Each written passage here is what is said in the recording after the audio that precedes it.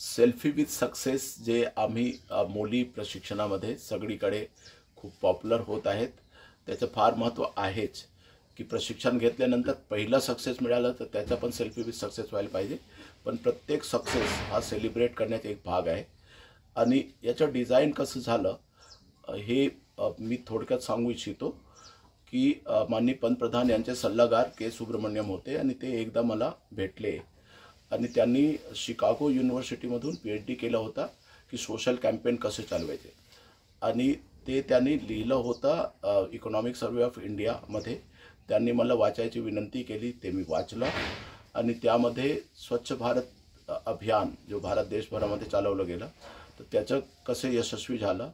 त्यानंतर हरियाणामध्ये मुली जन्माला आल्या तर वेगवेगळ्या अडचणी निर्माण करणारा समाज, तिथे एका माणसाने, सर्वसामान्य माणसाने मुलगी जन्माला आल्यानंतर सेल्फी काढला होता आणि तो व्हायरल झाला होता. तर या सगळ्या गोष्टींचा विचार करून आणि याचे सोशल कॅम्पेनचे सायन्सप्रमाणे 7-8 गोष्टी त्यामध्ये आवश्यक असतात. त्या सगळ्या गोष्टींचा मी अभ्यास केला आणि निलेश घुगे आणि वेगवेगळ्या लोकांशी चर्चा केली.